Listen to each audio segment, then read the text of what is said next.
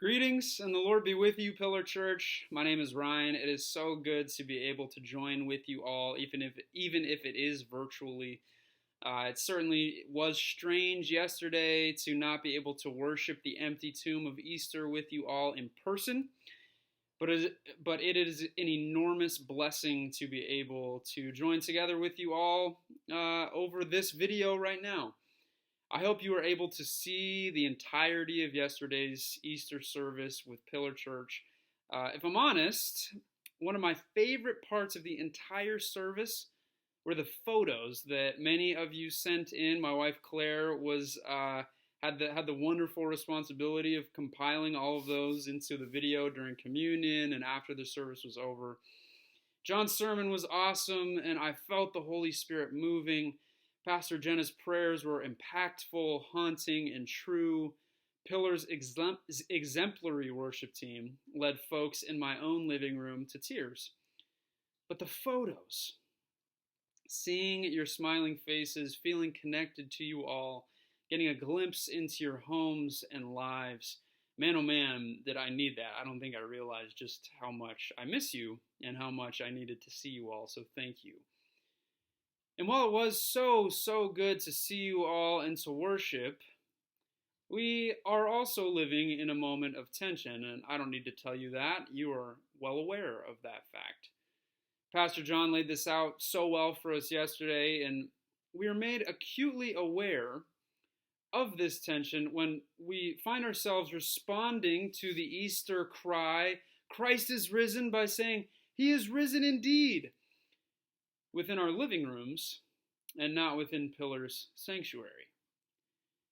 As we live into this tension, I'm reminded of an interview I listened to this past week with Dr. Francis Collins, who is not only the director of the National Institute of Health, but also the founder of BioLogos, which is a thoughtful Christian organization in Grand Rapids. The interview initially picked Dr. Collins' brain and expertise about some of what's going on medically with COVID-19, but then the interview pivoted to the ways that Dr. Collins views COVID-19 through the lens of his Christian faith. And almost immediately, he quoted the first 3 verses of Psalm 46.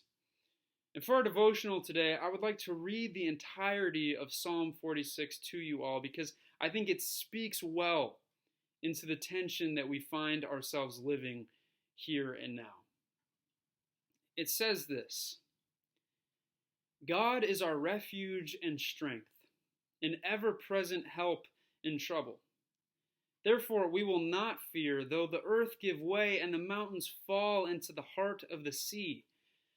Though its waters roar and foam and the mountains quake with their surging. There is a river whose streams make glad the city of God, the holy place where the Most High dwells. God is within her, she will not fall. God will help her at break of day. Nations are in uproar, kingdoms fall. He lifts his voice, the earth melts. The Lord Almighty is with us, the God of Jacob is our fortress. Come and see what the Lord has done, the desolations he has brought on the earth.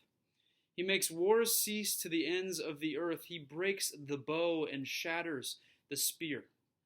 He burns the shields with fire. He says, "Be still and know that I am God. I will be exalted among the nations. I will be exalted in the earth. The Lord Almighty is with us. The God of Jacob is our fortress." Friends, our world is in trouble, certainly. We are scared. We are anxious.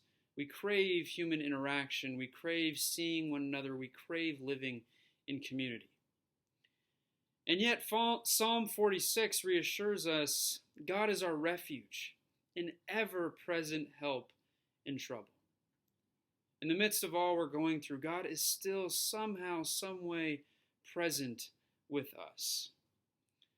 And friends, with the empty tomb acting as our backdrop, Psalm 46 tells us this day, as in all days, that the Lord Almighty is with us. And not only is he with us, but he speaks to us. He says simply, "Be still and know that I am God." So, Pillar Church, do not run from the tension of this moment. Do not overreact one way or another, but instead simply live in a calm confidence of God's own words, as he says to us, "Be still and know that I am God."